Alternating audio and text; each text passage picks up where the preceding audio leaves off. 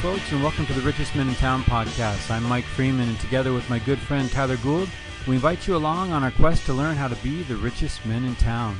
The show title comes from the line at the end of the classic Christmas movie, It's a Wonderful Life.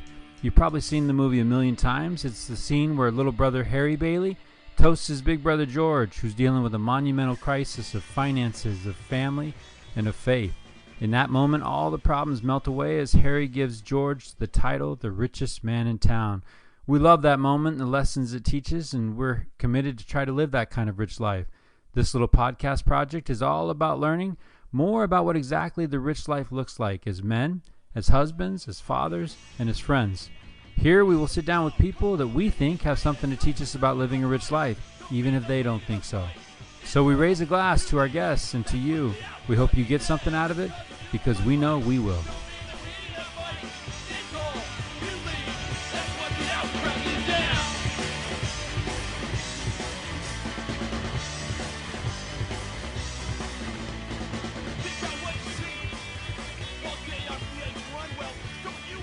Okay, so Tyler, here, this episode, we've got our good friend Toby Crawford. We love Toby. There's a lot to love about Toby, but as you think about the time that we spent recording this episode with Toby, what stands out to you as highlights? Toby is, he's a guy that is so thoughtful. Like he's thinking deep about things. And I really love that about Toby. He's thinking deep about his friends. He's thinking deep about his family. He's thinking deep about his faith. I mean, Toby's just this guy that is quiet, but so thoughtful. And when you ask him a question, he's going to give you his soul in that question. Well, and the great thing is he's never thinking about himself. Right. He's thinking deeply about all of these other things, but he is the last person to give himself any credit. And we had to do some work. Not like we're journalists, right? We didn't go to journalism school, but he's got some depth to him. I agree. Still waters run deep. And we had to ask him to go to some places that he wasn't just going to naturally divulge. But I mean, I don't want to do spoiler alert. There's a lot there in that conversation with Toby. Yeah. And here's the thing, Mike, I learned some things tonight that I want to apply for me. And I think you would probably echo that sentiment. And I'm hoping that anyone that listens to this episode walks away feeling like Toby Crawford taught me something tonight. Yeah, and if you're wondering, we're into episode 3 now. If you're wondering what Richest Men in Town podcast is all about, it's about this. It's Amen. about what Toby Crawford drops tonight. Yeah, so enjoy it and learn something and come away a little bit better than you were before. Yeah, and we just challenge you to do something with it. We're not learning if we're not doing. So as you hear things, and if they strike a nerve, do something about it. Enjoy the program.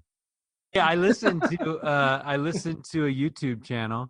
Yeah. All of the above. Props to all of the above. Unstandardized approach to public education. Okay. They've got some merch, right? They got a mug with their logo showing all the time in the pic, which is pretty fantastic. Yeah. So when we do go to simulcast, because really it's not that hard. We're doing the work. Turn on a video camera, put us in a studio. Right, maybe a little hair, a little makeup. Yeah, a lot of makeup. I need a lot of work with the hair right now, man. The hair is like, it's too much.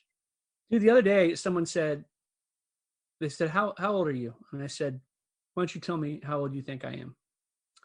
And they said, you got to be mid-30s. I said, you know what? You're a great person. I love you. Well, today I'm talking to someone. They said, man, how old are you? And I said, well, how old do you think I am? They said, 50. And I go, what? And they said, well, I could be wrong. You look tired, man. I'm like, dude, it's like a double insult, dude. It's like wow. That did not go where I thought it was going to go. It was rough. Look tired. And you know what the truth of it is? I'm pretty tired. I'll be honest.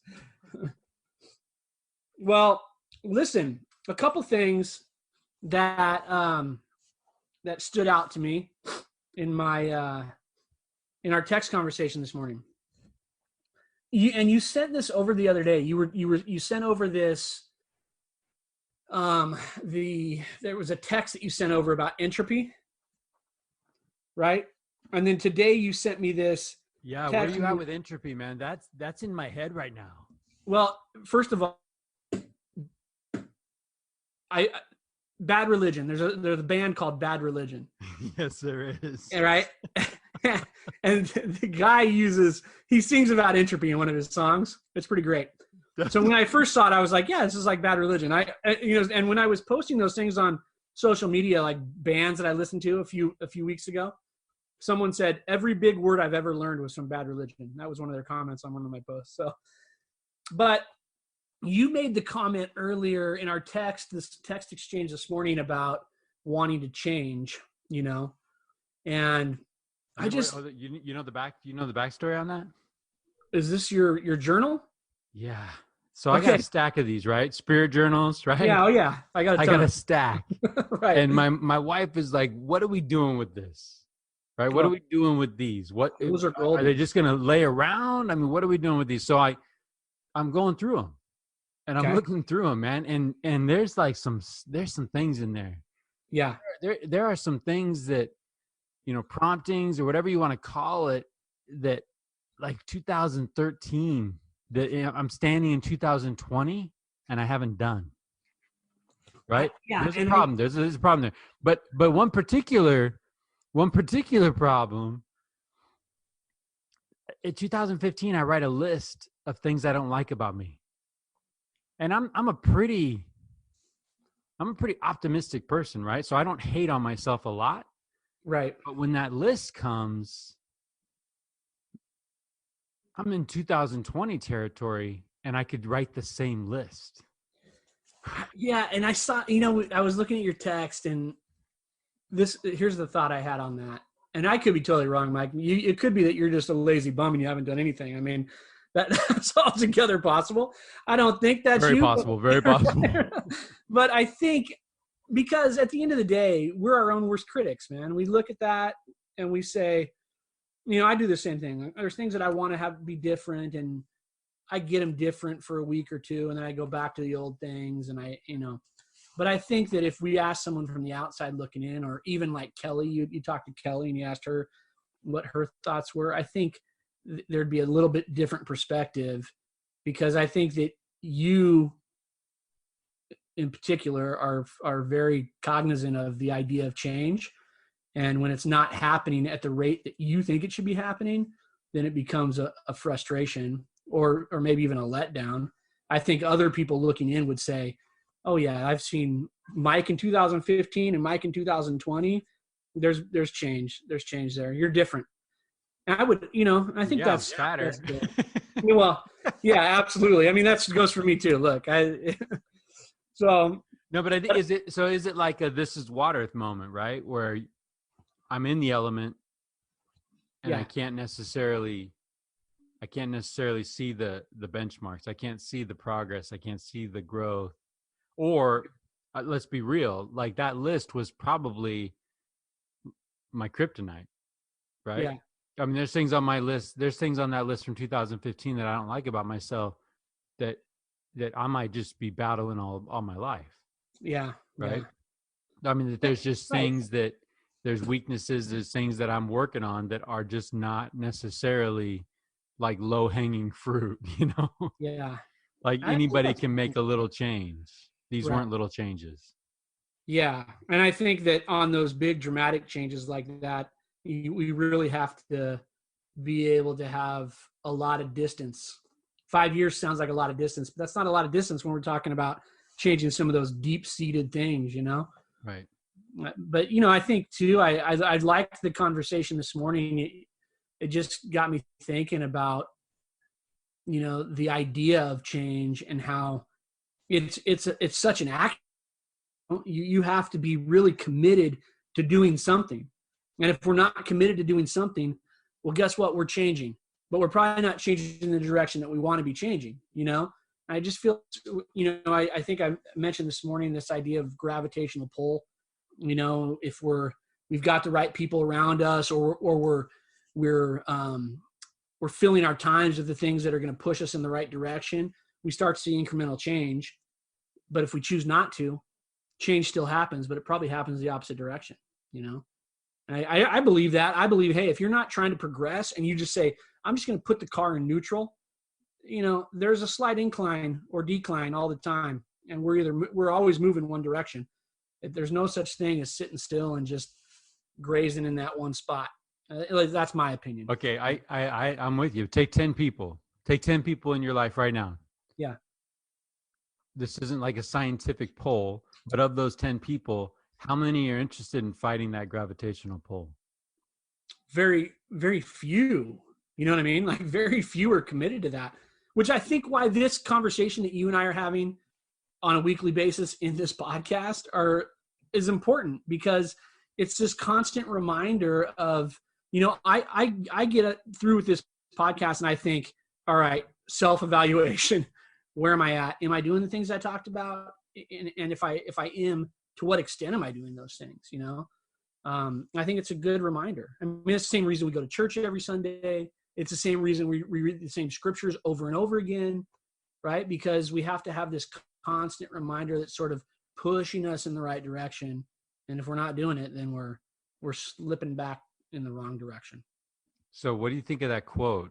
So I sent you a quote from Rosa Luxemburg. Those who do not move do not notice their chains. Yeah, I love that. I mean, I think that kind of goes along with what is there a Bad Religion song on that? Talking about? No, but there's probably there's another band. That paints a lyric. That paints a powerful image. Yeah, right. Absolutely. Yeah. And when I actually think of the chains, then I get into the whole, a Christmas Carol with Marley. It's so funny. That's right where my head was. You're carrying those heavy loads around. But the interesting thing about that, Mike, if you think back to the Christmas Carol, right, at any given moment, he could have released himself from those chains. He chose to carry those things. And okay, but that gets into my, the whole preface to my text to you this morning regarding change was, why don't people do it? So this is not a Christmas show. It just happens to be named after a Christmas movie. And now we're talking about A Christmas Carol, but A Christmas Carol, Ebenezer Scrooge is right up there with George Bailey, right? He's visited by Jacob Marley, his business partner, who's dead. Right. And is given pretty frank warning. Yeah. Bro, your chain is longer. Right. Right. And the one you think this is crazy, the one you've been working on is a lot longer. Right. Make a change. And Scrooge says, you're a piece of beef. Right. that I'm having trouble digesting right now, right? Like, get out of here. Yeah. And that gets into my take this morning was man, why don't we change? Well, and I think and that's those are questions that I don't pretend to be an expert in this area at all, but I can say that I think it goes back to your comment of, I read my journal in 2015 and I'd written down these things, and here it is 2020 and none of that has changed. And I think when we don't see the action, it almost comes in like, yeah, forget it. I could quit a dozen times and now I just smoke and I'm cool with that. Right. Because it takes a lot of work. Entropy. And it takes constant work. Right. Yeah, exactly. Right. It all goes back to that. Yeah. Things fall apart. It reminds me of C.S. Lewis and Screwtape Letters. Oh, that's right? good.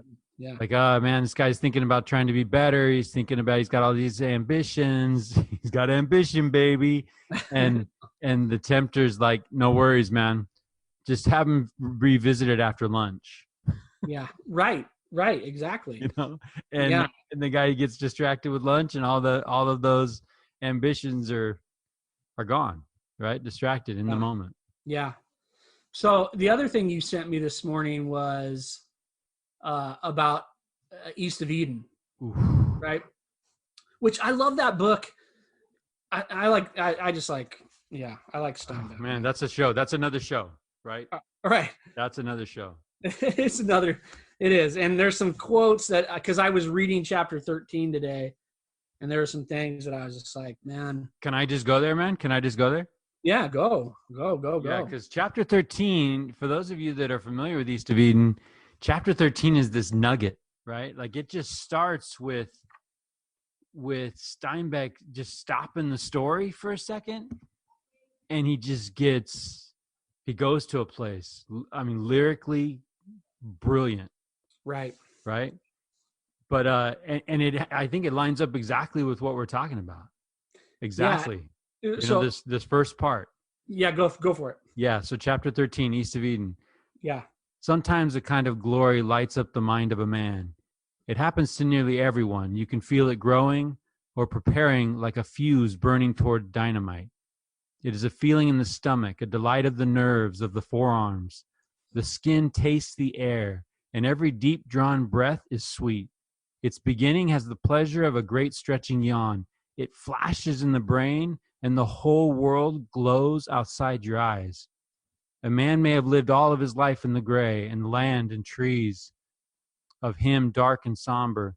The events, even the important ones, may have trooped by faceless and pale, and then the glory, so that a cricket song sweetens his ears, the smell of the earth rises chanting to his nose, and dappling light under a tree blesses his eyes. Then a man pours outward, a torrent of him, and yet he is not diminished. And I guess a man's importance in the world can be measured by the quality and number of his glories. It is So a Mike, lonely thing, but it relates us to the world. It is the mother of all creativeness, and it sets each man separate from all other men. John Steinbeck.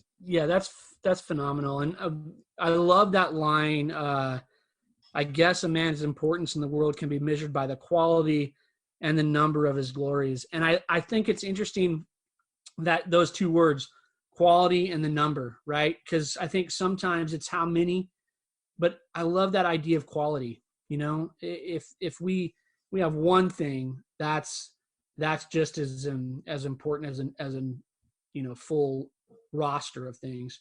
There's one other line in there, right? It says later in chapter 13, there's a great tension in the world, tension toward a breaking point, and men are unhappy and confused.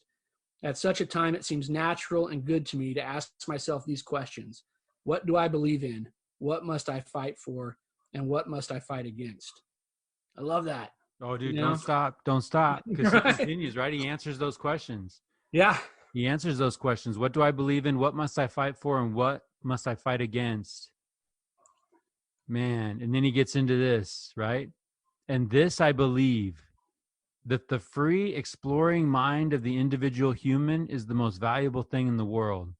And this I would fight for, the freedom of the mind to take any direction it wishes, undirected. And this I must fight against, any idea, religion, or government which limits or destroys the individual. This is what I am and what I am about.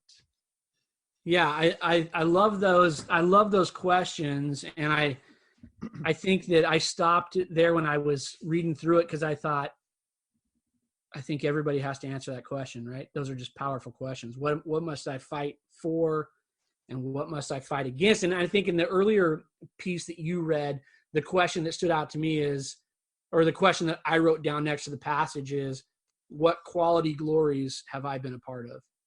Right? I mean, I think because your mind goes there, right? Your mind right. goes there. As you hear those words, it goes there. Like, I know exactly what he's talking about because of this time. Yeah. This moment. Right. But I really love the glory as a flash. Yeah. Because it is that fleeting. Right. You're not talking about, yeah, man, that year of my life was glory. Right. We have Right. these moments. It's moments. Yeah. We have these moments where it's like, oh my goodness. And I love that sweet air, right? There are times when I don't know why.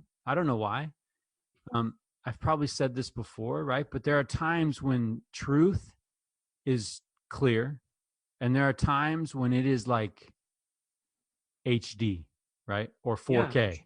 Right. where it is so crystal. Maybe it's a conversation you're having with a son, right? And you're just trying to steer him, and you see this pivotal moment, you see this choice, and you know you're where you need to be, and you have the answer. You have not the answer. He's got to find the answer, but you have the words. You have the very words that you need to put in his head in that moment, and it flashes. Well, and here's the beautiful thing about that, because I think, if we use that example of talking with your son and having that conversation, you you see that glory in that moment during that conversation, but then he sees that glory and has his moment in his realization, right? I think that realization. It's mutual. So, It's a shared thing. yeah. Toby Crawford, man, what's happening? Hey guys. How are you? I'm good. How are you? We're doing fantastic. Welcome to the Richest Men in Town podcast. Glad to have you tonight as our guest. But before we get to you, man, you gotta jump in on this. All right. Okay. Let me give you the backdrop. East of Eden, you a fan? Oh, excellent book. Okay, cool. We just a little bit. It's like a book club around here. We just spent a little time in chapter 13 of East of Eden with John Steinbeck, where he drops into that. There's a glory that comes upon a man, and this is who I am. This is what I believe. This is what I'll fight against. And we were just talking about personal change. Talking about the backdrop is I came across a list from 2015 in an old journal notebook of things I didn't like about myself. Yeah. And I was telling Tyler that I could write the same list in 2020. Oh wow. And why is that? And what's my problem?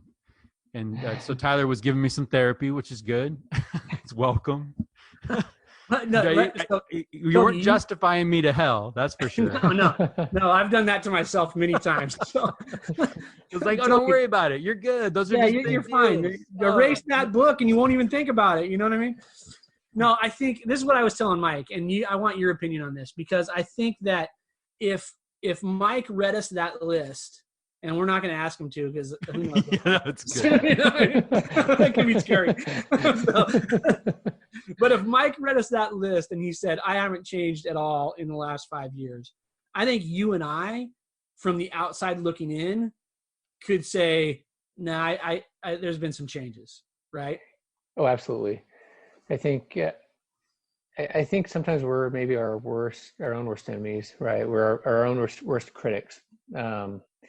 And I think it's easy for us to point out our own weaknesses or, problems that maybe we have. And we always, I think, want to be further along than we maybe are. But I do think that, I think someone else looking at someone that's really trying to do better in their lives, even though they may not feel that there's been a lot of improvement, I think someone else would definitely see that over a 5-year period. Well, and that got us into thinking about entropy, this natural law, this thermodynamics of like things falling apart naturally when left uncared for, things just kind of lead towards disorder, and the amount of energy it takes to fight against that in your life, right? Tyler was sharing that when we let that gravitational pull us down in life, we're going to find ourselves in places that we never wanted to be in. But when we don't throw intent at it, that naturally happens, right? And so I will say this. I'm not going to share the list with you, but I will say this. I have developed a plan, and it's a somewhat complicated plan, which means it's probably going to fail. But I do want to be intentional about it. And I want to throw some things at it. Like I want to throw some heavy things at it, like fasting, right? Like prayer. I really want to, actually, I'm going with Ben Franklin's model. So Ben Franklin. Farmer's Almanac? Is that what we're yeah. He would take a virtue that he wanted to work on and focus on it that month. Right. So he picked a virtue each month, and that was his frame of reference for the month. And that's what I'm doing.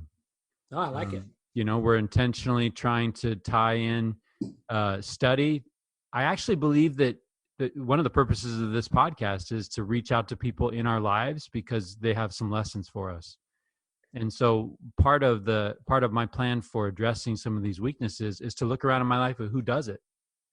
Right. Who does it well, right? Who does this thing that I'm struggling with, and what can I learn from them, right? How can I ask them some questions and maybe just watch them and emulate them a little bit? It's a little it's a little scary when you talk about emulating people around you, because no one's doing it all well, right? But there are some people that are doing some great things that I'm going to be trying to pattern my life after. So yeah, we'll see how it goes. I think too that I think there's a lot to learn from everybody, right? I mean, I just think that there's people that I admire that probably are really far from where I'm at as far as spiritually or things like that are concerned. Like our belief systems are probably totally different, but there's some things that these people do that I look at and think, man, I could, if I could do that, you know. I have a friend of mine he's a rough and tumble character, you know, and he's been through some real heavy stuff and battled some pretty serious demons, and now he's got his life is cleaned up, and this guy is the family man of all family men. You know, the way he treats his family and his kids, and it's like, you know, it's golden. And when I see him with his kids and the relationships that he has, I'm like, man, I need to adopt that. Like, I need to sit down with him and just figure that out, you know, because I think my point is, you know, like you said, there's something to learn from a lot of people. And sometimes we just have to dig past that surface layer a little bit to find out what we can adopt, you know? But in that same spirit of change, you know, one of the comments that I made to you is that, you know, when the status quo hurts, when it hurts more than the change would hurt, that's when change happens too. Big change. Like right. Down the road, we're going to have a person on the show who hasn't had a drink since 1994. Right. And so we're talking about alcohol. We're talking about an alcoholic who dropped alcohol in 1994. Yeah. Right. And so when you do an autopsy on that and you say, okay, what happened in 1994? It was his wife coming to him and saying, I can't.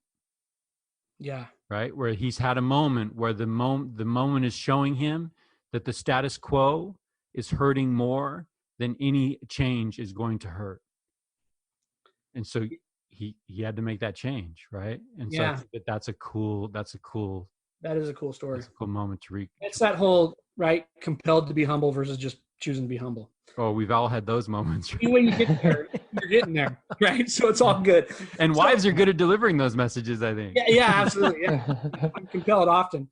So, Toby, let's dive in for a second here, because first of all, we're stoked that you're here tonight, and Mike and I have had the pleasure of knowing you for a long time, and we've known each other for a long time, and I can say that from the time that I first started hanging out with Toby, and it was as in a service capacity in our church, the lessons I've just admired, who Toby is and what you're all about, and what your core belief system is, and I love the idea. You know, when sometimes people ask me, well, why are you like you are, Tyler? Why do you believe in you? And I always tell them, I'm a product of all of the people that I'm around in my life, you know? And so the things that are good, I'll blame Mike for the things that are bad that I am, right? But things that are good, I do. Got Toby's fingerprints all over them. Yeah, I consciously feel that way. So, I mean, maybe that's blowing you up too big, but I want you to know that's how I feel. And so I'm stoked to be here tonight and just spend time talking as friends and learning from each other and catching up. But I mean, it's got to be, I mean, you kind of have to throw something like that his way, because the show is called Richest Men in Town and he's a guest, right? So Toby, walk us through that really quick. We'll get to know you a little bit in your story, but how did you feel when a couple of friends reach out to you and say, hey, we're starting a podcast called Richest Men in Town and we'd like to talk to you? Well, I'll be totally honest. I thought, man, these guys, they must be scraping the bottom of the barrel if they're asking me. I mean, and I, you know, we don't even have a barrel, dude. truly honored. And the comments that you made, I know that you both have had a huge impact on my life. We've been friends for quite a while, and I appreciate the invite. I look at my own life. I don't necessarily feel like, there's anything remarkable about me, about my life. I don't think anything remarkable in that it would be interesting to someone else. But hopefully, there's something from my life or my story that might be meaningful to someone, and hopefully we can discuss some of those things today. Well, I think that the bottom line is, as long as the three of us are building each other up through this conversation, we win, right? Yeah. It's like, well, and already in the first 5 minutes we've been talking, I felt that way. I learned a lot from you guys, and I'm looking forward to our conversation today. Yeah, I need to apologize right now to my family, because that conversation of East of Eden, every time I touch that book, I end up going back to it. Someone will mention it. I'm in a meeting, someone will mention it, and it's like, oh, I know what I'm doing for the next month. Like, I'm going to be buried in that book. It's good stuff. Yeah. It's really good stuff. So, okay. So I don't need to spend, we have a limited amount of time with Toby with us tonight. So let's cut right to it. Toby, if you've got a couple minutes, who are you, man? Who are you? What's your story? I don't need to know, like, I was born and but just where are you at? What are you up to? What do people need to know before we jump into some of the things you've done? Okay. So I am obviously middle-aged man that married, have 4 wonderful daughters, and ranging in age from 17 down to 10 years old. You got a gun? 4 daughters? I've got a bunch of guns. That is part of who I am. I like to shoot. I love the outdoors. That's been a part of me, of who I am for as long as I've been alive. I love sports. I'm a member of the Church of Jesus Christ of Latter-day Saints. That's a big part of my life. I've been, I feel like, I've been a member of that church my entire life. I feel like that's very much ingrained in who I am, and hopefully people recognize that, that I have a faith and love of Jesus Christ and my Heavenly Father. And I don't know, other than that, what do you do to earn a buck? Okay, so I'm a civil engineer, and I work for Caltrans doing transportation and roadway design. So it is 2020 now. I'm telling you, you don't look middle-aged, number one. But if you were to go back to that 18, 19-year-old kid, how is your life different than what was in that kid's head? Well, it's interesting. My life as a 18-year-old, I felt like I had it mapped out, but very, very generally, very vague. I knew that I was going to finish high school. My plans always involved serving a mission for our church for 2 years, which I did. I served a mission in Bordeaux, France, and my plan included going to college, getting a 4-year degree, getting out, getting a job, and moving on. So that was it, getting married, having kids, but I didn't really look that far into the future and envision what I wanted to be. And, I just wanted to have a successful career in that, a decent paying job. I never really wanted to be rich, but I wanted to have enough to provide for a family and not necessarily have to pinch pennies all the time. And I really, really didn't want to go to any kind of grad school. So I kind of just landed. That was your criteria. Civil engineering. 4 years. That's it. Get me out. Toby, gosh. Let me ask you this.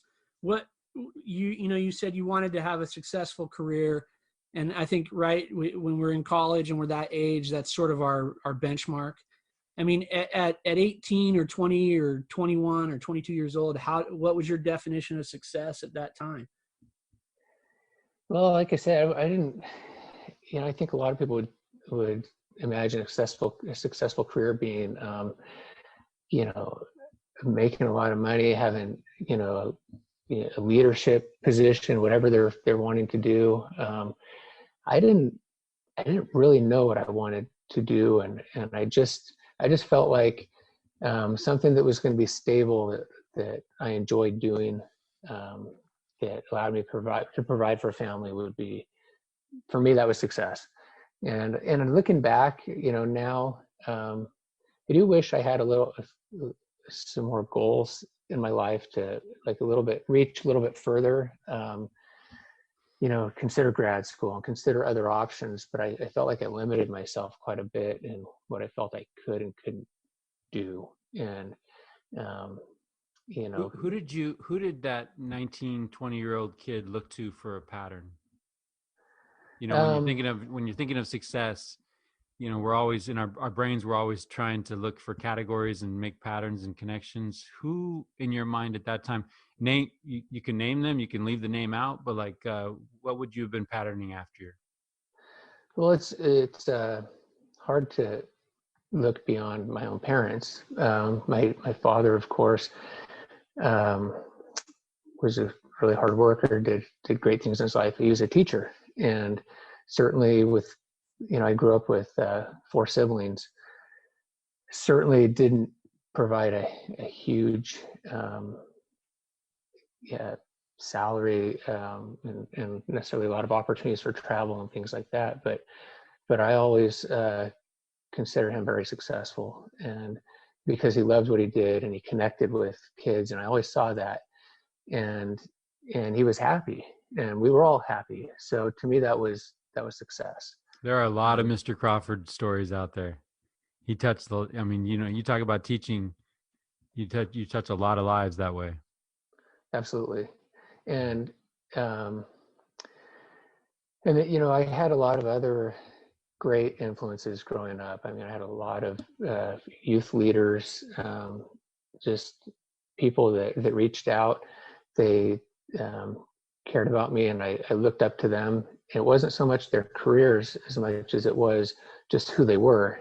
And sure, they were successful in their careers, I think mainly because of just their outlook on life, how they how they approached life. They would have been happy in whatever they were doing. And so I really appreciated having those examples.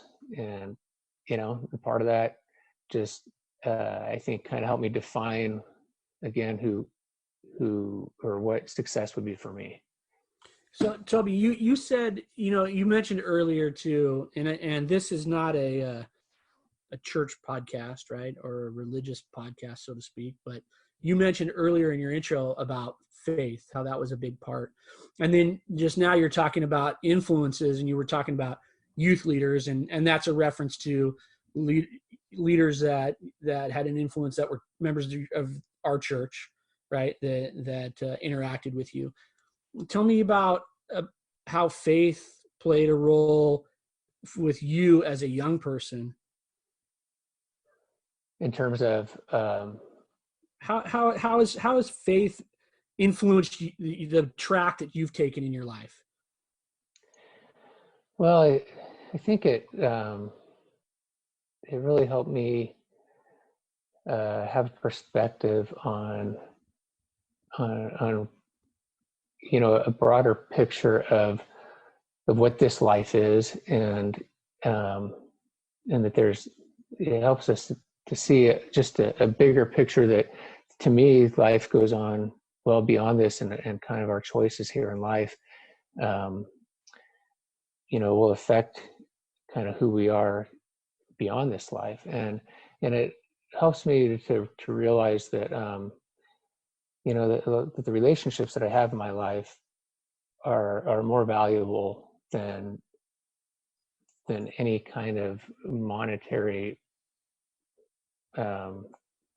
blessing that I could have. I think it's helped me to see things more from an eternal perspective. And to me, that includes relationships and family and friends that help me become a better person and help me to prepare for something after this life. You know, it's funny that you say that, because I think I see this with my own kids right now. Like when I was 16, 17, 18 years old, you know, I had a different vision of maybe what was important, you know. I wanted a car, I wanted a girl, I want whatever, right? I had like this list of things, and now, not necessarily in that order.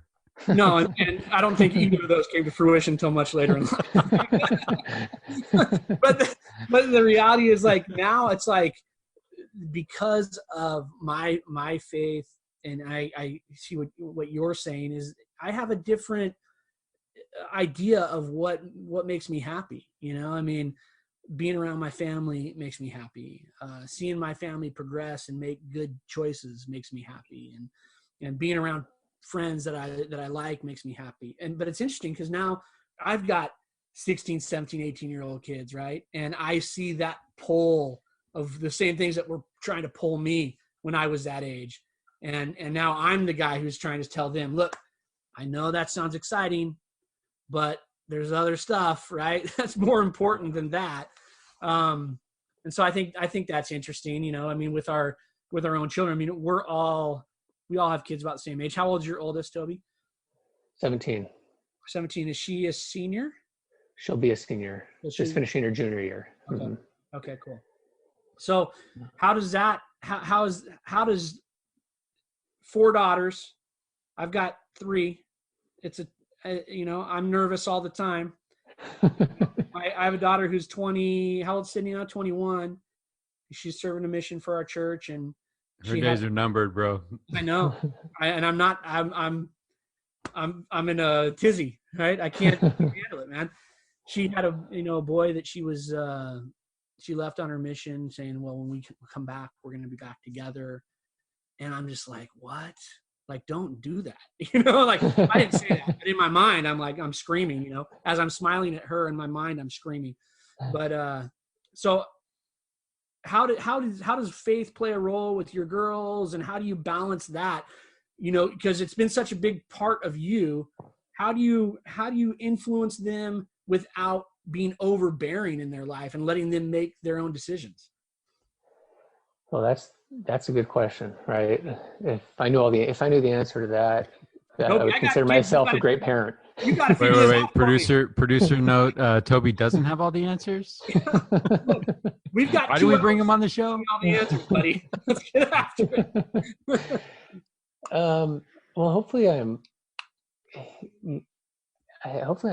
kind of modeling the way, right? That they're seeing that it is an important part of my life, and that I'm making decisions not based on something that I want in the short term, right? But how it might affect kind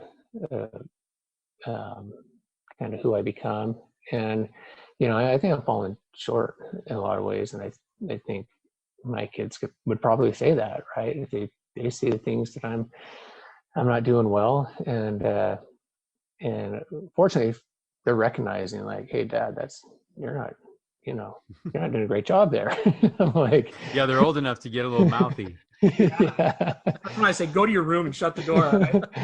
But fortunately, they're great examples to me, and they're helping me to see where I am falling short, and hopefully that makes me want to be better. I mean, it does make me want to be better, but hopefully it encourages me to change and be better. So, what are you hoping that they're learning from you? I mean, they're watching. Our kids are always watching us, and I would agree. There's many times where I should be the teacher, and they're teaching me. And I think that's a couple of things. That's a couple. I'm fully aware of where I'm falling short as well. But this generation is amazing. Oh, absolutely. Right? This generation that we've been entrusted to take care of and guide, and they are so much. I look at my own kids, and they are so much better than I ever was on my best day. Oh, in every way. Yeah. Yeah. So what are you hoping that they're learning as you're doing your dad thing? Well, I hope that they're learning to treat other people well. I hope that they see someone in need and they reach out a hand to help them. And I hope that if it means leaving their comfort zone to do that they'll leave their comfort zone and they'll help that person. That's truly what has brought the most joy into my life is when I've been able to help someone else. And Toby, you look, there's a couple things that you're saying here that I love, right? One, you talk about modeling, and I love that idea. That's like in my mind all the time, right? I don't do this, and I blow it constantly. But that idea of modeling, I think you're really good at that. And the other thing that you talked about was humility, like just learning from your kids. I could do better at that, and I love that idea of like we're modeling, we're trying to learn. We want them to learn from us, but at the same time, we want to be able to learn from them. And and then the other thing is you're talking about like showing an example of helping others. I mean, look, can we bring this up for a second? Because I think we have to go there. I mean, in fact, honestly, when the show started with us talking about East of Eden, I think the last time I hung out at Toby's house, he's reading the book in recovery from what you're about to just talk about. Yeah, I mean, right. So can we go there? Dive into that. Yeah, and Toby, we want to talk about your experience of giving a young man a kidney, and kind of how that came about. And see, here's the thing, Toby. I'll say this right now. When I was told that Toby Crawford had given his kidney to a young man, I just said, "Yeah, of course he did. That is Toby Crawford. That's what he does."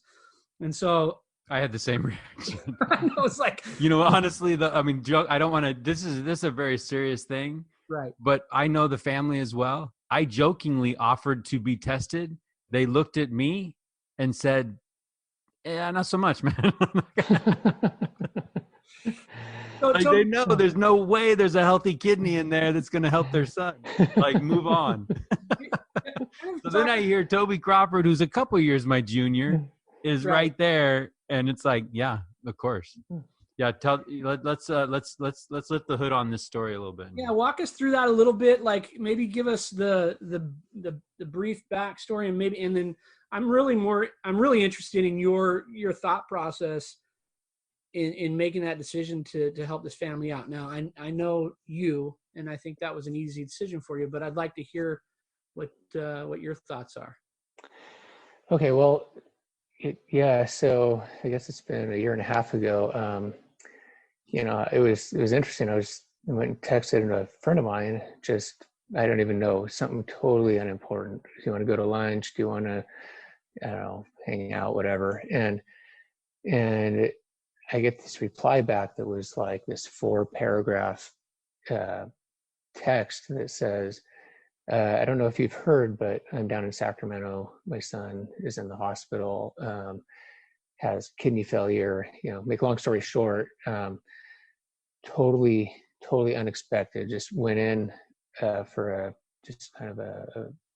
a normal physical, and came out of there getting life flighted down to Sacramento to a pediatric unit where they specialize, kidney, renal issues.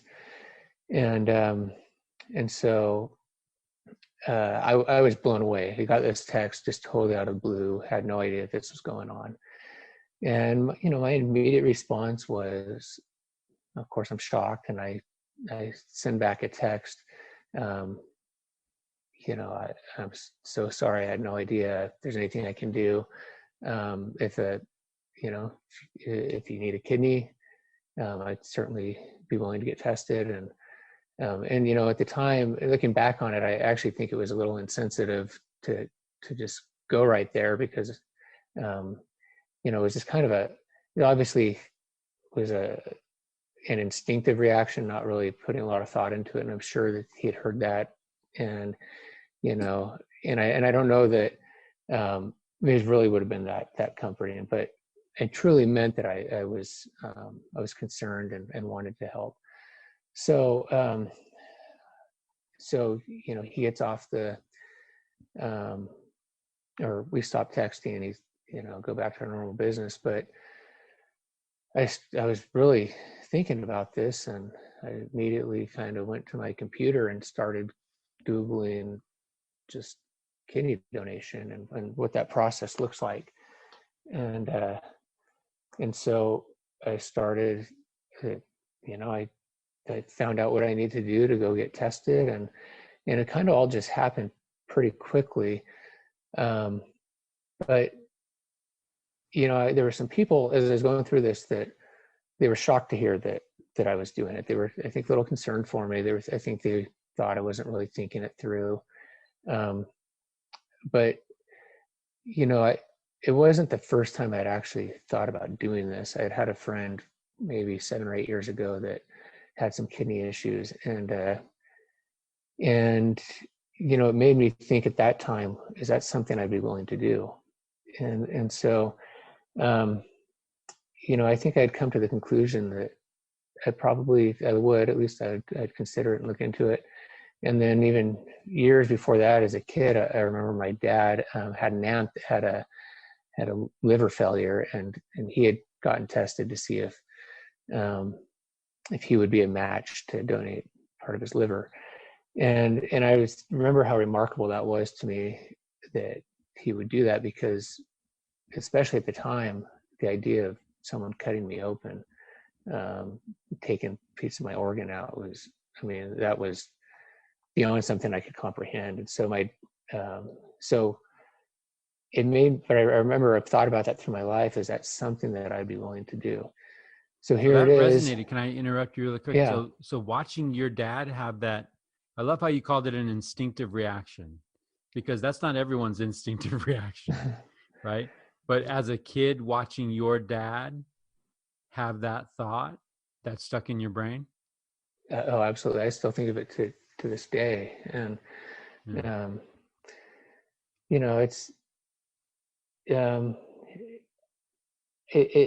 it's not necessarily an easy thing to go through, but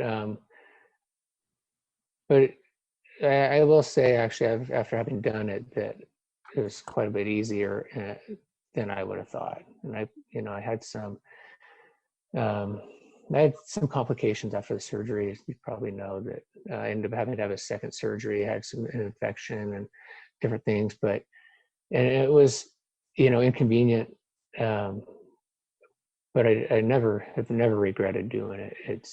It was something that certainly I hope has made someone else's life better. And so so how do you feel, what is your relationship like with that young man and his family right now? It's gotta be pretty special, right? It is really a special thing. Right now it's a scary time for them, because the young man, he's essentially been isolated for the year since it's happened, because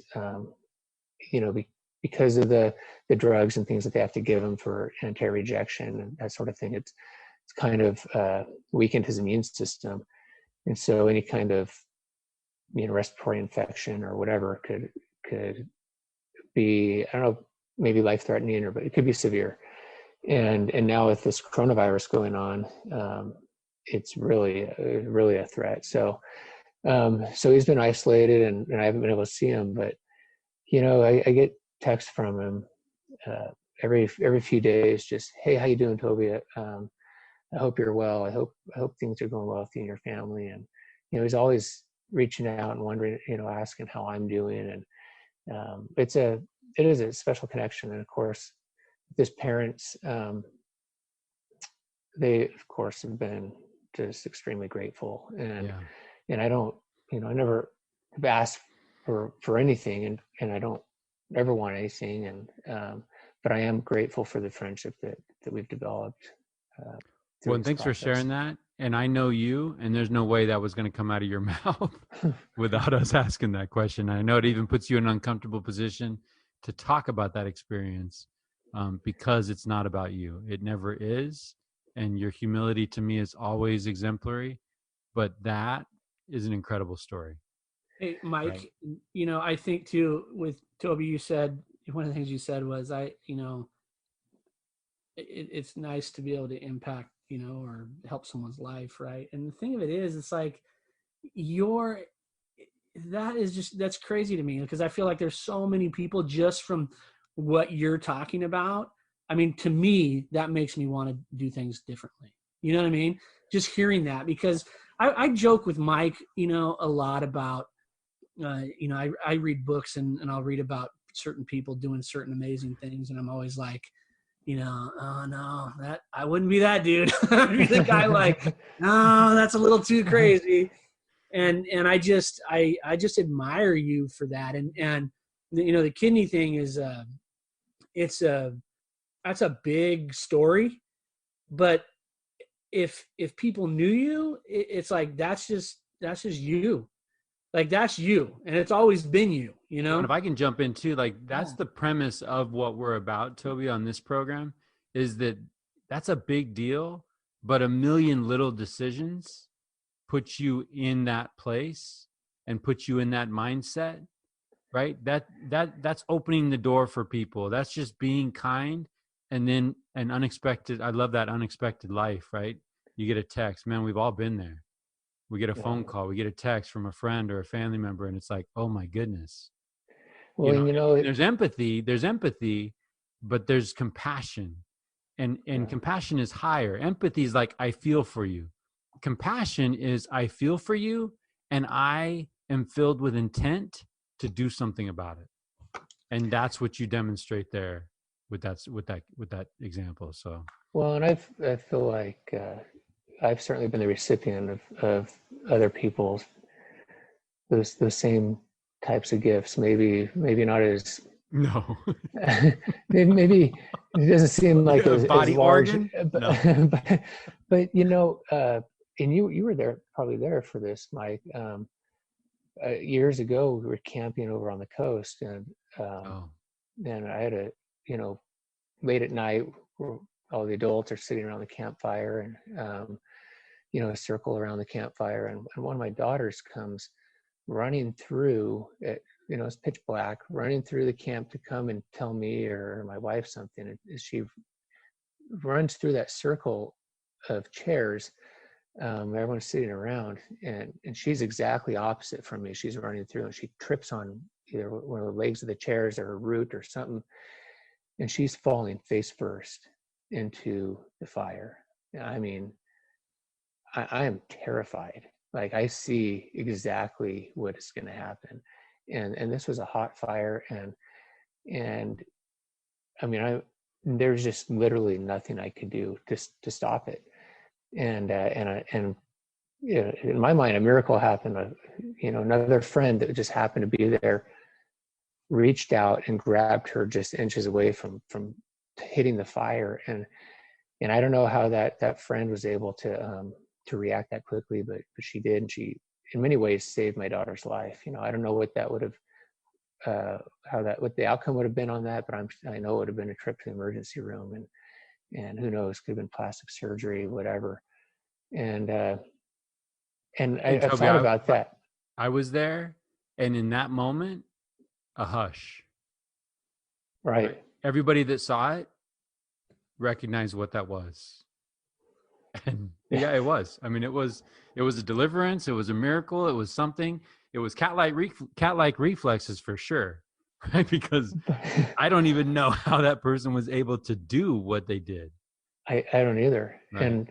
And I've certainly been grateful for that moment ever since. And I think about that moment often. But what really has stood out to me is that it was something that I could not do myself, but someone else was able to do that for me, and for my daughter, for my wife. And I think there's always going to be moments in our lives where someone, we're unable to do something for ourselves, and someone else can reach out and help, or or, you know, someone else in a position where they literally can't do something for themselves, and they need our help. And I was just really, really grateful that that it worked out, that I could do that. I felt like my life had been prepared from the beginning. You know, they ask all sorts of questions about your health and how many packs of cigarettes you smoked, and, you know, how much alcohol you drink, you know, how much exercise you do, and, you know, just, you know, all sorts of things about your personal life. And I think they were somewhat shocked when I kept answering, "Oh, I don't, you know, I don't drink. I don't, never smoked. I don't, you know, I exercise, try to exercise, you know, several times during the week, you know," and I just felt like my life had been prepared for it. I was in a very good position in work, that, you know, work was very accommodating, and it just worked out. So I was happy to be able to do it. Let's be honest, Toby. You haven't been the smoothest healer in your class, right? So No. you've had your struggles getting over some things. So it's you know, I think the fact that you kind of dove headlong into that, and it's interesting too, because you talk about the impact it had, that your dad's consideration of that moment with your aunt, I believe you said it was. Yeah, his aunt. His aunt, right, where he considered giving part of his liver. And think about the impact that has on your own children, to see that you were willing to do what you did. I mean, gosh, that's a big deal, and you know, that just impacts so many people, and that's gonna be paid forward for generations to come, man. I mean, Yeah, your girls are now walking around with that image of you giving in their heads, and how is that going to influence the decisions and choices that they make when presented with similar circumstances? That's pretty cool.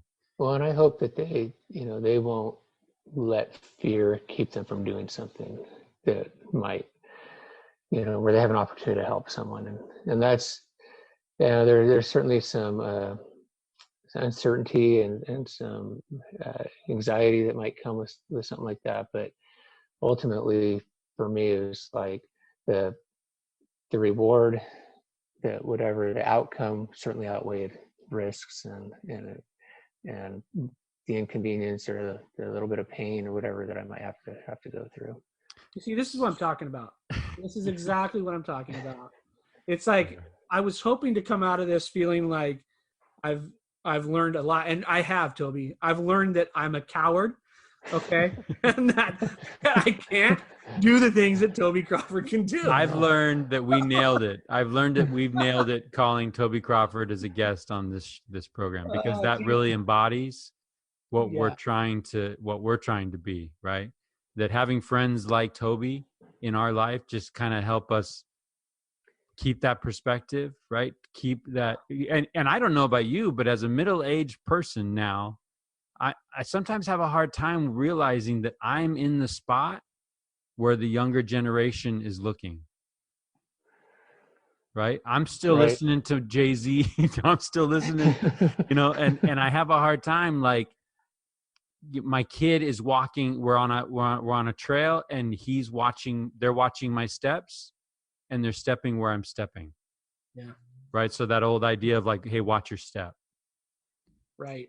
That's humbling. That's humbling to me to realize that, you know, I mean, we started the conversation with Toby talking about him growing up and who he looked up to. Well, that's us now, gentlemen. Right. Right. That's us. Yeah. I still look up to Toby. It's and like, the girls that you wanted with the car are now our daughters. And that's scary. That's terrible.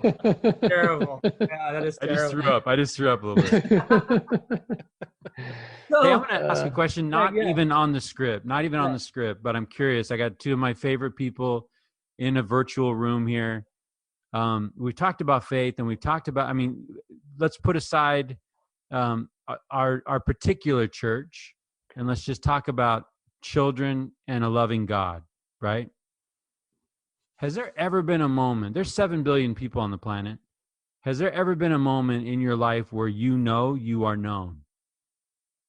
Do you know there's a God who knows Tyler Gould, Toby Crawford, Mike Freeman, an experience, something that comes to mind where it's like, in that moment, I knew. Well, I've certainly had experiences, very, I guess personal experiences where I felt inspiration from something well beyond me, and I recognize it as my Heavenly Father speaking to me.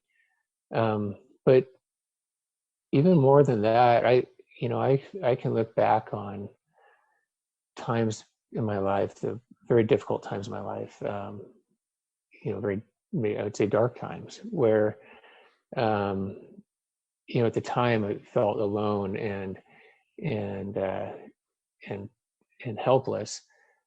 And yet, looking back on that, getting through that, I can look back and see that there was a loving God that helped me through that and put the right people on my path.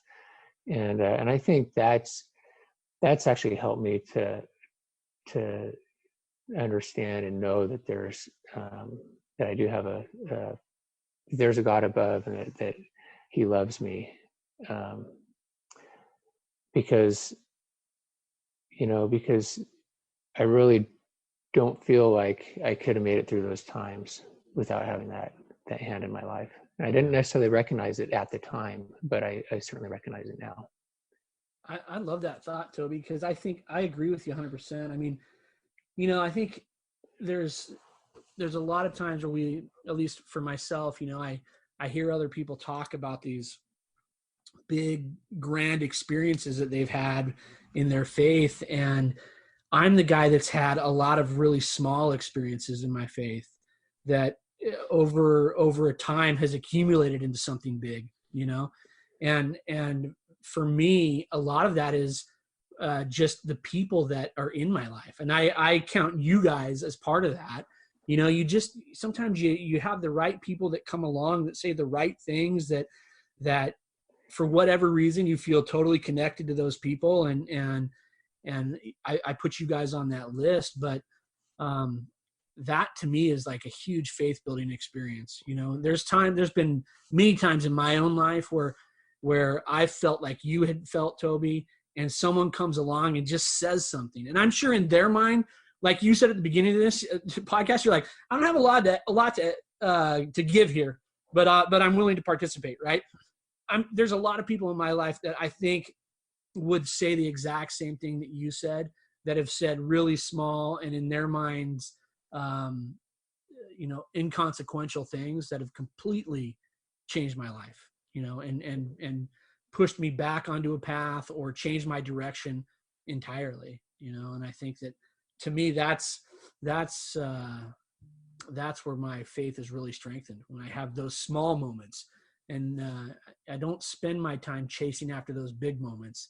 I spend my time now collecting those small moments and recognizing how at every turn there's a God that is actively involved. Yeah. I appreciate those thoughts. I think of, we have a good friend who always talks about life turning on tiny hinges. And I think we've had conversations, Tyler, in the past, and obviously with Toby's some of the things that he's already shared, there's those indications, right, of us being at the right place, right time, something said, and everything changes. And it's not a big thing, it's a little thing, but it puts us on a different path. Maybe it's a different career path, maybe it's a different relationship, maybe it's something, right? I mean, I think we can all point to those moments where it's like, yeah, that moment changed everything. And it's not a headline in a newspaper. We'll have to millennials don't even know what newspapers are anymore, but like it's not breaking news when these things happen, right? But you know it. And I just want to give you some homework, okay? Last General Conference, Elder Neil L. Anderson's talk, Spiritually Defining Memories. I just gave a lesson on that a couple weeks ago. Phenomenal. Powerful, right? And just making sure that we're taking inventory, back to Steinbeck and back to, there's a glory that comes upon a man, taking inventory of when we have those glorious moments, right? Taking inventory and knowing that that's just that's bigger than us. And Steinbeck continues and says, maybe the importance of the man is the quality and number of those moments, of those experiences, right? We don't need choir of angels like Tyler was sharing. Small little things, just knowing, hey, I'm here.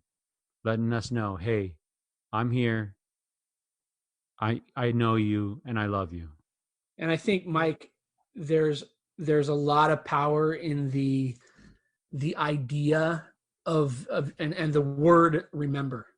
Yeah. Right? We can have these great, powerful experiences, and we can have them wash over us and then dry up and go away. But unless we're willing to recognize it for what it is, and then when we find ourselves back in that dark space, to look back and reflect and say, okay, I've got out of this before, and it wasn't because a lightning bolt came down and struck somebody. It was because Toby sent me a text message or whatever it is, right? I mean, I think the idea of remembering those, and we joke about this idea of the spirit journal, and we'll put that in the show notes of what that is. But to me, that's become part of who I am because of that idea of, we have to remember, like we have to take inventory.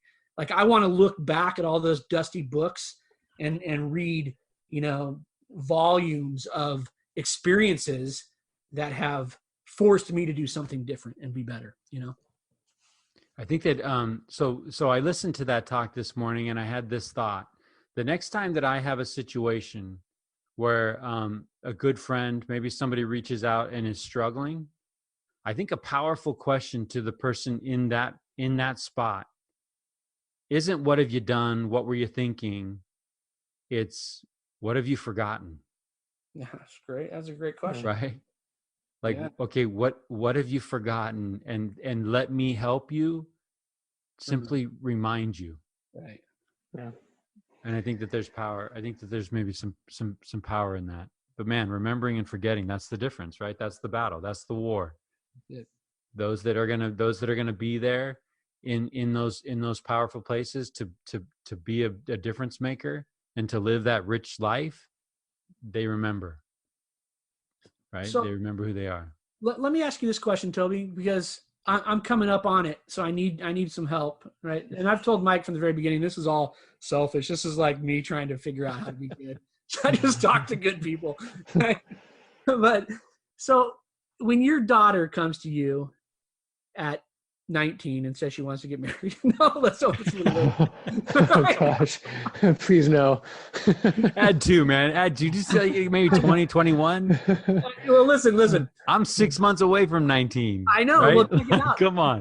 The other day, on Sunday, actually on Mother's Day, this young man who was in the priest corps back when I was bishop, he came to visit with his new wife. He got married like 3 days before that. They're down here on their honeymoon in the middle of COVID-19, so you can't do anything.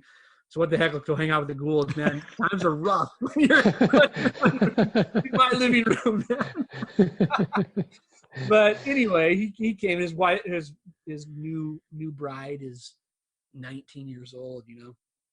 But what advice, man? I mean, I see it coming. Like I feel like I'm on a train track, and I see the train barreling towards me, and I don't want to move. Like I just want to try to figure out how to derail that train somehow. But I know I can't. So what advice would you give your daughters when moving into a relationship that is, going to be eternal or for a long time? Well, I've been thinking about this because that is just around the corner.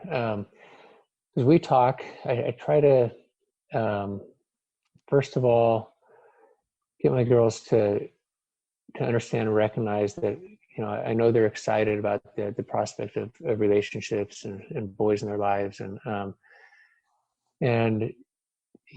obviously we try to encourage just people that they're hanging around with, dating, that of course we want them to those young men to be extremely respectful and and good young men. And but I've been telling my daughters Every boy's that, a dog.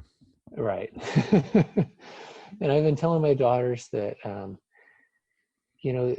that when the time's right, it's gonna happen. And I think so often that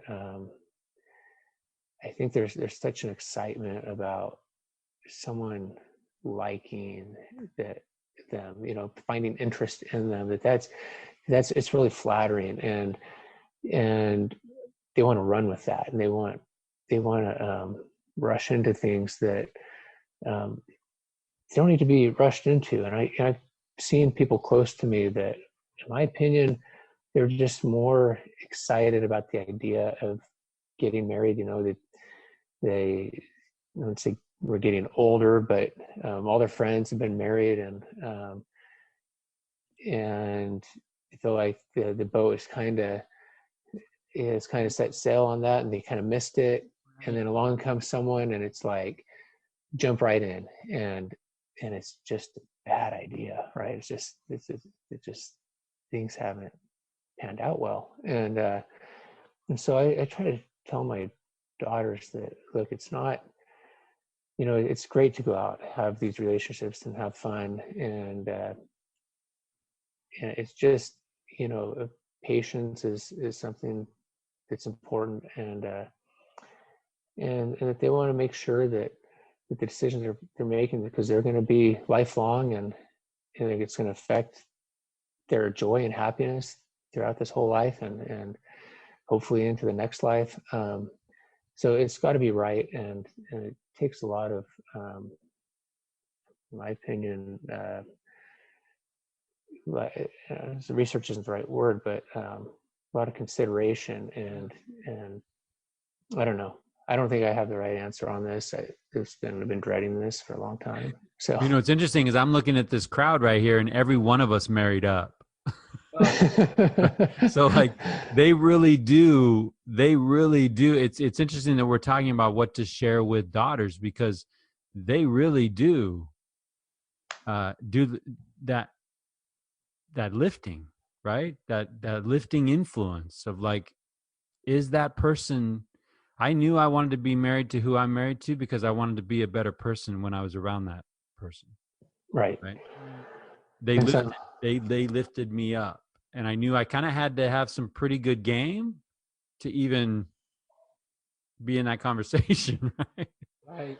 Well, and hopefully my daughters are looking for the same thing, right? That at least in their mind, that the person that they want to be with, that they want to date, that they eventually want to marry, that person is someone that's going to lift them up. And I think too, Toby, you talked about it earlier, like you said, modeling, I like that word. I use it a lot, and I feel like it's important that we're always thinking about, what are we portraying, when we're dealing with people. And I hope, and I could see your daughters looking at you and Jeannie and really getting a good glimpse of what a happy couple is like, and I tell my kids all the time, like, especially Sydney right now, as she's, she's there, she's going to be coming home and from her mission in August and going to Provo and probably getting married in September, first week of, I don't know, but it's like, I tell her all the time, like, relationships are hard, man. Like being married is hard work. And, that doesn't take away from the fact that I love your mom and she's my best friend. And we have this, I feel like we have a really good relationship, but it is hard, and you can, and I want my kids to understand that it's just not, it's not some fairy tale that you just, walk into and you walk off into the sunset and everything's great. I mean, if you're not, we talk about change in this podcast, this idea of change. Well, shoot, a relationship's the same way, right? If we're not like always working at that, it could go south real quick. Oh, for sure. Let me tie into something. So we're talking about girls getting married, right? Right. So I think that would go into that category of fear. So let me segue into this next question. It's hard to understand what Toby Crawford might be afraid of. I mean, he has guns. He's taken like innocent animals out of this life. He's had surgery where organs have been removed from his body. Right. Toby, what are you afraid of? Oh, I'm afraid of everything. That's not even a joke. I am afraid of heights.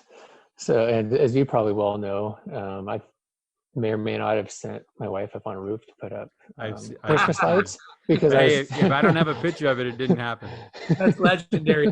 Come on. You did hold the ladder. You held the ladder. Yeah, hey, I did my part. Team effort, man. You know, because I want to preface this question because it's interesting when you share your hopes for your kids is you want them to push through fear, right? So like, what are you afraid of, and so, how might you be pushing through that? Well, to be honest, the thing that I worry about the most, and maybe it translates to what I fear the most, is that 2:00 in the morning call, or I guess any time of the day, I get a phone call and it's, something's gone wrong. Something bad has happened, right? To one of my children or to my wife. I worry about that constantly, right? Because at any time something can happen. You go into a doctor's office and come out finding that you have no functioning kidneys, right? I mean, things can happen that quick. And I fear that I'm going to get that call one day. And I think more than that, I guess I fear that I'm not going to be prepared for that moment, right? That I'm not going to know how to deal with that and how to make it through. And that's, that's honest. I worry about. Have you guys ever had that moment? I remember one particular moment where I was mowing the lawn in the front yard. My kids are little. Kelly packs up the kids in the car, waves to me, and they're going to go shopping or something innocent, whatever. And they drive away, and the thought is, my whole world is in that car. If that car doesn't come back, I'm a broken man, right? Right. Yeah, right. I think that's a legit fear that, life, these random things that happens to people across the country every day. Right. And I think about that, and a few months ago, I was in the shower and I hear my phone on the counter like buzzing, and I'm thinking, oh, I wonder what that is, and I kind of look out through the shower and I can see that it's my daughter calling, and my first thought was, I wonder if something's wrong, right? And I'm like, well, I'm soaking wet, I can't do anything about that. So I hurry and get out of the shower, and I run to get the phone, and sure enough, my daughter had been in a car accident, and unfortunately she was okay. Unfortunately, it wasn't her fault or anything like that, but things can happen that quickly, and it's scary. It worries me. It worries me that my kids are growing up and they're taking on more and more responsibility, and with that responsibility, they're making more decisions for themselves, and sometimes those are good decisions, and hopefully most of the time they're good decisions, but those poor decisions that I worry could be impactful, could be detrimental in a very big way. So the richest man in town does something with that fear, right? So we act, we're trying to act and not be acted upon. And so the idea behind that is, how does that fear change how we live on a day-to-day basis, right? Are we saying the things that need to be said? Are we giving the hugs? Are we present with kids? Let's be real with each other, right? Or are we on screens? Or are we like, if sports were happening, that's probably where I'm at. Right. Like I'm probably watching the NBA on TNT or I'm catching a baseball game. So, I think that idea, that word of that powerful word that Tyler shared earlier can be tied into this, right? Remembering that they're our world, right? You know, it's funny because the other day, so, you know, Quinn is a senior, my son's a senior, and he was going to go to BYU in the summer, and that's got canceled, right? So this whole world's getting canceled left and right. It's like the year of the cancellation. And he said, he came the other day and he says, and so all this is like super positive stuff, right? He wants to serve a mission. He's been considering serving a mission. And all along my stance has been, here's what I think is the right thing, but I support you in your decisions. I trust your decisions and what you want to do, right? So he comes the other day, he's asked me to come up and talk to him. So Ricky and I go up into his room, we sit down, and he says, all right, listen, I don't want to sit here and do nothing. You know, I'm going to finish my paperwork in the next 2 weeks, and I'm going to submit it, and I'm just going to go on a mission, right? And, you know, first of all, part one is I'm stoked that he has, you know, he tells me how he's gone through this prayerful process and he's really received confirmation this is what he needs to do. So I'm like, this is awesome. He's figuring some things out on his own, right? And then he's telling me, you know, and my friends are all getting their calls. I got one friend going to Chile. One friend's got his call to Poland. Another friend got his call to Ghana. And this is all within the past 2 weeks, right? All these calls are happening. And Toby, I'm like you. He's telling me this, and I'm terrified. Like, you know, as he's telling me this, that I want to go foreign. I want to go do as far away as possible, do the most adventurous thing I could possibly do. I'm thinking, what is wrong with Columbus, Ohio? Like, everyone's got a problem with that, man. You know, but it's funny because as a parent, like, we hear these things, right? It's like the bird on the edge of the nest that's getting ready to jump out for the first time. As a parent, I'm petrified because I can see all of the potential pitfalls. But at the same time, I'm like, I just swallow that and I say, yes, you know, I support you in what you want to do, and trying to exercise that faith, right? I go back to this remembering, right, of my experiences, you know, other people that, because you did that to your parents. I did the same thing, right? We've all been in that town. And I remember thinking, I want to go somewhere crazy. And it's like Columbus, Ohio. Well, you know, but the point is that it's just interesting that I'm sitting there scared to death of what he's about to do, but at the same time being the cheerleader that's saying, hey, go do it. You know what I mean? Yeah. Well, and I look at my children and I am so excited about the opportunities they're going to have, the things that they'll be able to accomplish. I'm excited to see what they become, what they do with their lives. They've certainly been on a good track where they've really worked hard in school, and they've done a lot of great, things in terms of developing talents, and I'm excited for who they've become and who they're becoming. Must be their mom. Oh, absolutely. They have a wonderful mom. They really do. But at the same time, I worry that, have I prepared them enough? Have I spent the moments that I've had with them and given them enough skills and enough confidence to move forward and make good decisions, and when they don't, to rise above those mistakes and move on.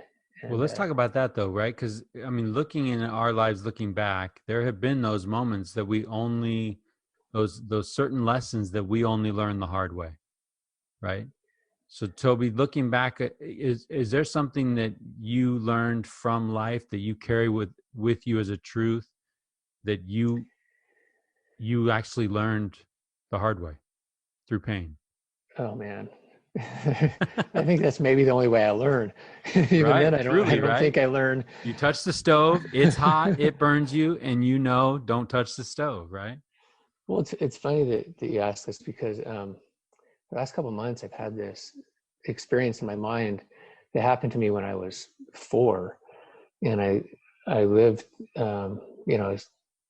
this house I lived in until I was, I don't know, I can't remember. I barely remember the house, but I remember that we had in the back of this house, and it was in a neighborhood, but we had these beehives. My dad did some beekeeping on the side, and they really weren't that far from the house.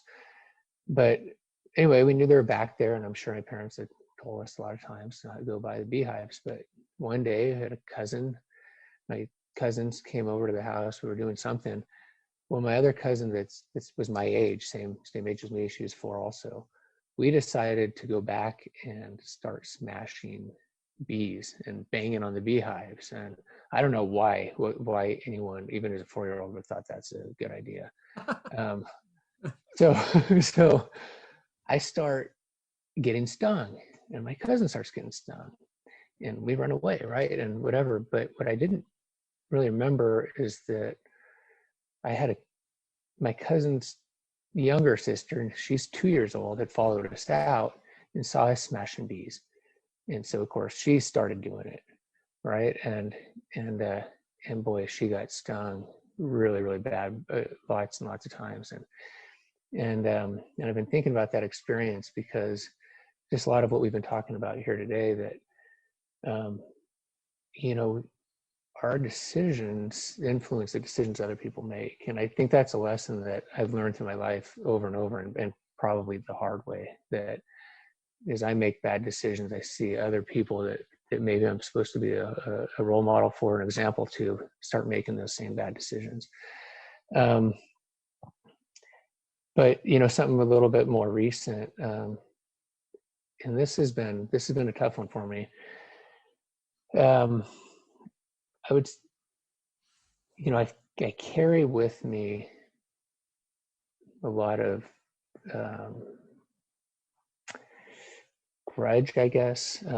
When people have wronged me, I have a hard time forgiving, and it just, I've carried some weight, these burdens, this anger, this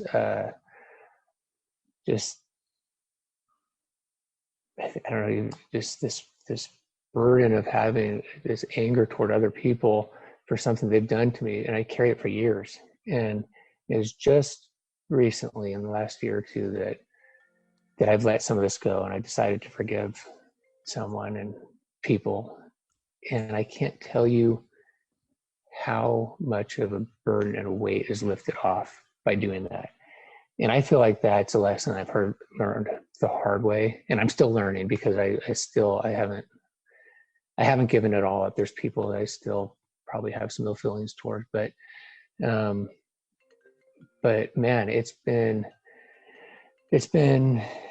a lot of weight to carry that I don't feel like I needed to carry, and that's why I say it was the hard way, because it could have been years of my life could have been happier and better if I would have let some of this go and just decided to forgive someone. It's funny. There's you guys know John By the Way, right? He gave a talk, and he said that holding a grudge is like drinking poison and hoping the other person dies, right? And oh, absolutely. Right. I've experienced that too, Toby, and I still struggle with that. There's like this like in my heart, I know like the only way for me to feel better is to just suck it up, move past it, forgive them, tell them I love them. And then I just, I convince myself to hold on to it a little bit longer, right? Time's not right. I'll do it later. And boy, that's a tough thing. I appreciate you sharing that, because it makes me think about some of the things that I need to do to move forward, Yeah, I appreciate you sharing that too, because it makes me think of so many things. It makes me think of there's a song In the Living Years, like Mike and the Mechanics, going way back, but it always resonates with me. Like, you have a window, right? You have a window of things that you have a window of time, and I don't know how long. No one knows how long the window's open that we're going to have this mortal life experience, and you share the weight that you carried and how it made this journey harder. Like, this is hard. Who would do that on a journey and just encumber yourself with rocks and load up your backpack with rocks and go on this journey, right? But we do that all the time with ourselves. And I think that even ties into the advice we would give our daughters, right? Like we Right. do things that make it hard. And it really isn't. I don't want to make light of people that struggle with forgiveness, because we all, I mean, it is human nature not to forgive. But I mean, Corrie ten Boom's The Hiding Place, right? We're talking about Nazis taking Christians and throwing them into camps. And this person is, after the war, she's out touring war-torn Europe, trying to rebuild by spreading the gospel of Jesus Christ. And a guard from the Nazi camp comes up to her that made her life hell, comes up to her and says, I appreciate your message of peace through the gospel. Can you forgive me? And she's in that moment like, there's no way I'm going to be able to forgive. And she says, here's the deal. I'm going to provide the handout. You provide the feeling behind it. That's her prayer. And she reaches out her hand, and she even says mechanically, like wooden, going through the motions. And as she does so, head to toe, she feels love, and she's able to forgive this person that made her life hell for years, right? It's possible. And there's this, I think like that, when I hear that, I feel like that's a gift, that some people have, that ability to just kind of move past things, swallow their pride, I mean, pride's a big part of that, right? But the good news is that that's something that you can develop, and you can go get it, right? It takes work, but you can go get it. And yeah. I think it takes us back to that conversation about change. And Toby, I appreciate your comments, because really you got to a point where the status quo was so bad that you had to make a change, right? The status quo of carrying around this for this amount of years has gotten so heavy that it's worth whatever discomfort, whatever angst you've got to get over to reach out and do the work necessary to forgive that person or those individuals. That status quo hurt. Right. It was worth making the change. Can I talk about another kind of hurt? Sure. So I'm sitting here looking at you folks, and I have been in places where there has been physical pain administered by old people trying to be young, right? Like, well, that's certainly a lesson.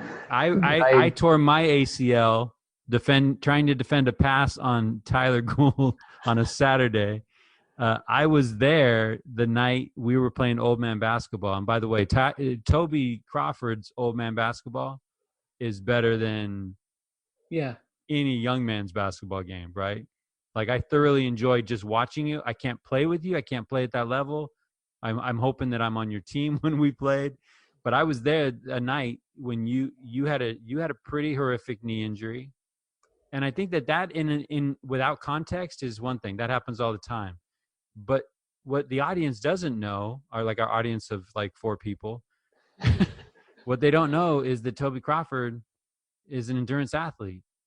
And that Toby Crawford is qualified for the Boston Marathon. Toby Crawford minus a kidney has qualified for the Boston Marathon.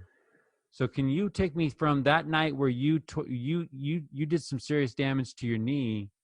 Can you walk me through that journey to how you now run?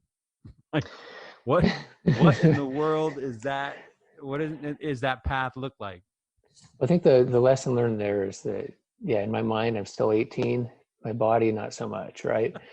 And I guess a little bit more background is if there's anything that I would say that I was ever passionate about as a young man and into my early adulthood, it was competing in sports, like competing in team sports. I just wanted to compete, to play these, basketball, football, soccer, whatever it was. I just kind of who I was. I just very competitive, and not because I wanted to be better than anyone else, but I just wanted to see how good I was, right? And so we played, continued to play basketball into my 30s and whatnot. And yeah, so I have an instance where we're playing basketball, a bunch of old men, and one 17-year-old shows up. And of course I'm thinking, well, hey, it's sure he's on the high school basketball team, whatever, but I got this. Yeah, not so much. I didn't have that. He, I pushed a lot harder. I ended up destroying my knee, and it was extremely painful event when it happened. But I had a couple surgeries, try to fix it. And 2.5 years later, I still wasn't able to run and even jog, anything. I could cycle, but I could not run without just immense pain. And that was a huge challenge for me. And I know it seems insignificant, probably trivial to be concerned about my life changing because I'm not able to run when I can do basically everything else. I could walk, I could, I had function my legs and everything, but it was really a tough couple years. And I remember just praying daily, just let me be able to jog again. That's all I'm asking for. I don't need to play basketball. I don't need to do all these things. I just want to be able to jog. And it took time. And after, probably close to 3 years, I finally was able to at least run without just so much pain that it was, the pain was bearable. And I remember being grateful for that. And so I just kind of, pardon the pun, but I just ran with it, right? It was something I didn't ever enjoy, just running. I enjoyed running after balls and chasing things, but I didn't like to just go out and run. But that's ultimately what I could do. And so I just kind of got in this habit of jogging. I was grateful for that opportunity and that the ability to get to that point. And I never had any intention of doing anything with that. I didn't plan on becoming a distance runner or anything, but it just kind of naturally happened. I just spent more and more time outside and running. It kind of got easier to do longer distances, and ultimately a friend of mine told me that, hey, I'm training for a marathon. And I thought, well, heck, if you can do a marathon, I should be able to do that.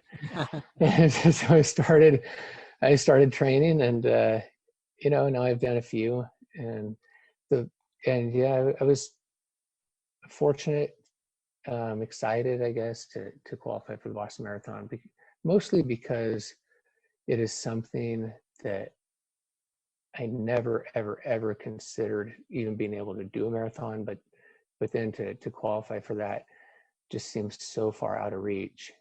So I'm pretty happy that I was able to, kind of rise above my own limitations, what I felt were my own limitations, and hit that mark. Actually, that's Tyler. I don't know where you're at with this conversation with Toby. There's so much, right? There's so many rich things to pull from this. But in my mind, that's why I needed to talk to Toby. One of the things that I'm working on, one of the things that I don't like about myself is I talk a lot, right? I talk about doing things. I want to be a doer of things. And Toby, hats off to you, because you are a doer of things. You are a doer of hard things. And I love the character that it's forged in you. I don't know what you think about when you're running for 26 miles. I do know I went with you on one of those trips, and I did a 13.1, right? I did a half marathon. I am dying. I reached the finish line. It's one of the greatest moments of my life, not going to lie. I thought the crowd was going crazy for me as I was finishing my half marathon, but there was a female marathon finisher that actually went whizzing by me and finish the marathon in the same time that I did for a half. But no joke, I crossed the finish line. My family is there. Everybody that I love is there, hugging them. I maybe have a handful of minutes before my party's over because Toby Crawford's finishing his full marathon in almost the amount of time I did my half marathon. So I can't even express the respect I have for you, for the perseverance, for that drive. And I think you're born with that, honestly. I am trying to learn from that. I think that is a gift that you have. And I appreciate you being here to give that to me so that I might be able to learn. I'm not running a marathon, bro. I'm not doing that. And I'm not saying that every listener here has to do something like that, but we have to do something. Right. Yeah. Well, I think that, I think why I'm really, and I kind of said this already, but why it was such an important thing for me is because I had put this limitation on myself that that isn't something I could never do. When I started jogging, I don't know if I'd ever run more than 2 miles at a time. Right.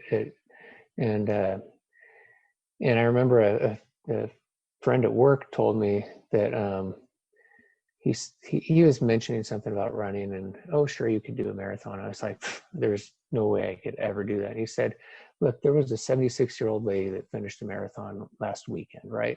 He's like, it's he said it's a matter of those competitive juices get flowing. That 76-year-old lady. Well, and that's it. I thought, wow, that's interesting. If someone, that old, it's a matter of, it seemed to me that it became a matter of discipline. It became a matter of, certainly there's ability and natural talent involved, but it didn't seem like my physical fitness should have been my limitation, right? It was the only thing that was limiting was what I thought about myself. And so I took it little by little and, built up to it and ultimately did it. I'm happy to have done that. Congratulations, man.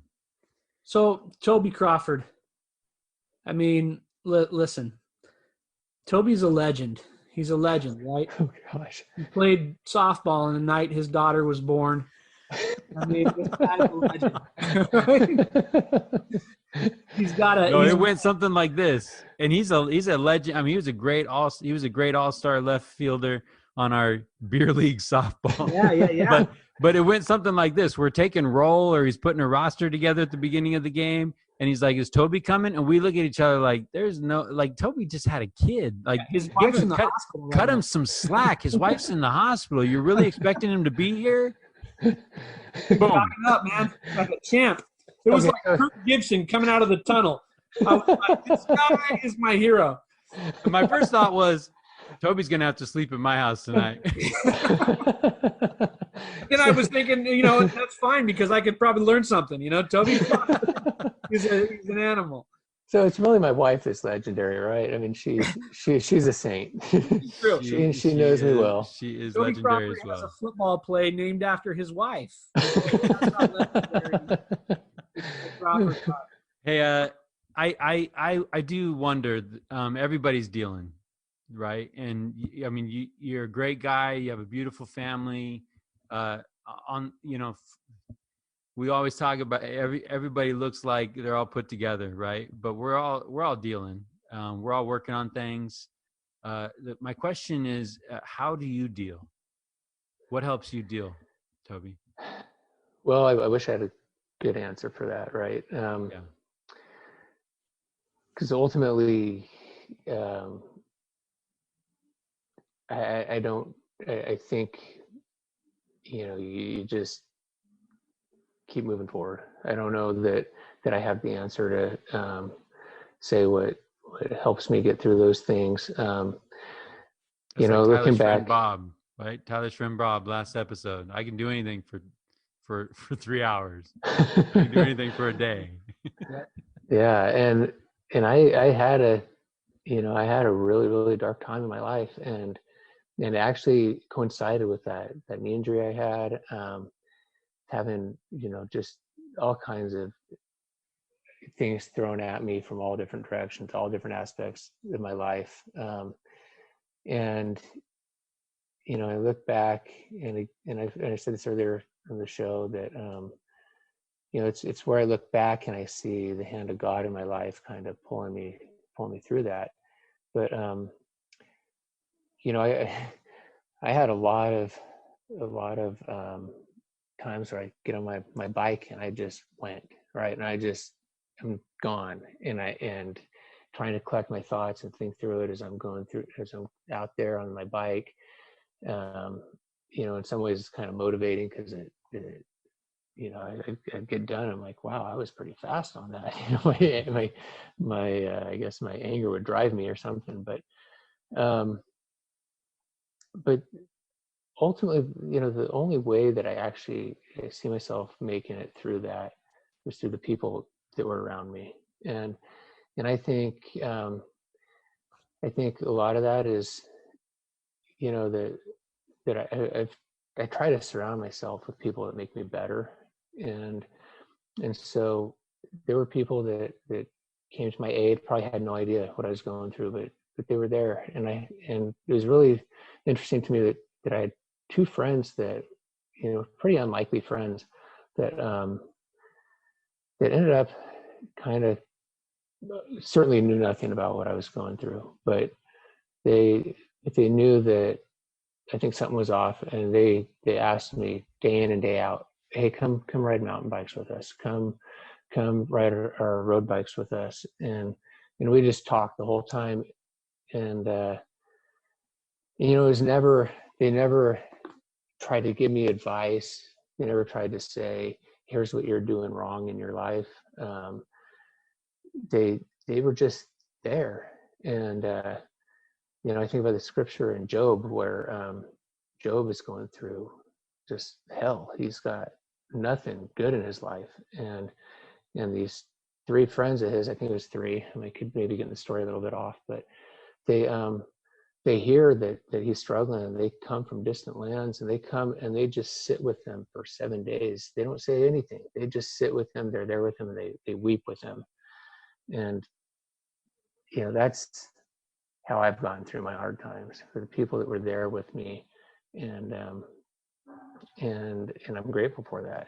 And that's a lot why I try to tell my kids that, they need to treat other people well, because they don't know what others are going through, or the background, what's got them to the point, their circumstances, their environment that has made them kind of who they are. And we can't judge. We just need to be there for people. Toby, I love that. I love the idea. I think it takes a lot of humility to be able to recognize other people, right? Sometimes we want to take that credit for ourselves, and I love the fact that you've always been that way. You've always been quick to look at others and say, hey, this person's done good, and and done right by me, and that's something that I take away from you for sure, is just to be aware of those around you and to treat people good, and I love that about you. Can you believe it? It's been an hour and a half. We spent an hour and a half together tonight. And honestly, Toby, I could talk to you all night. I love you like a brother, and I just love every conversation I'm able to have with you. And I just am grateful to spend any amount of time with you. But maybe our listeners would like us to wrap things up, huh? We're an hour and a half in, but so here's the final question, right? Because this podcast is all about what are we doing to become the best versions of ourselves. So Toby, what does it mean to you to be the richest man in town? Well, to me, it's the relationships I have with people that make me feel rich. And that's with my wife, and that's with my daughters, my siblings, my parents, my friends, all these people. Without these people in my life, I feel totally empty. and you two are certainly part of that. And I feel so blessed and grateful for these people, for these relationships, people that make me better, that I look up to so many people. And I just feel like that's made me who I am. The people, the relationships that I've had with other people, and I don't know why people ever want to hang out with me, because I feel like I'm kind of boring and whatever. But I am grateful that people are there for me. That hopefully I give back, but I certainly take a lot, and that's why I feel rich, and I truly do feel that way. Well, you are a rich man, Toby Crawford, and I want to thank you for your words. We hear you, we see you. Other people are watching. Keep doing what you're doing. Now it's up to us, right? I mean, we hear you. We're taking notes.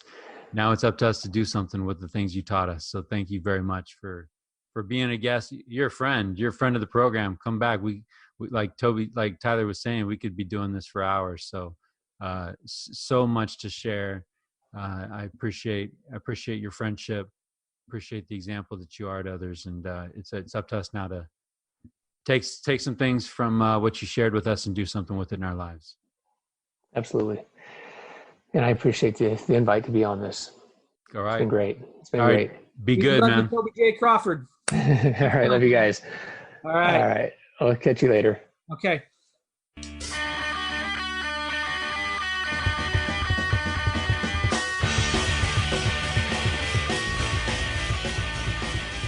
Okay, so I have a quick question for you guys. Yeah. Have you seen the documentary, The Dawn Wall? No. Okay, watch it. It's about the two guys that climb El Capitan, the Dawn Wall, and they do it. It takes them like 19 days or whatever. What's the guy's name? Is he the one who lost his fingers or finger? Yes, I did watch that. Yes. Yeah, Tommy Caldwell. Yeah. So the Dawn Wall, like DAWN. Yeah. Yes. Okay. Yes. And so there's a moment, and spoiler, right? I mean, you've probably seen these guys in the news or whatever. They were the first ones to climb this, to free climb this Dawn Wall. And there's a segment in there where there's 32 pitches, I think, that they have to do. And there's a segment in there where they get to 15. Number 15 is the hardest. And the Tommy Caldwell, the main guy, he actually makes it through after a couple attempts. But the other guy, Kevin Jurgensen or something, he tries it for days, like literally days. I think it's 4 or 5 days. And finally, Tommy's like, look, I can't, I don't know how long the weather's going to hold. And I've had this dream and this goal I've set. I've been working on it for 7 years or whatever. And he goes, I got to go to the top. And so he starts climbing. He does the rest of these pitches. He gets to a point where he knows that he can finish. And here the other guy now has just become support because he wasn't able to do number 15. And Tommy, he's sitting there and he goes, he's basically accomplished this remarkable feat, this almost impossible feat. And he's sitting there and he realizes, this means nothing if my friend doesn't make it up there with me.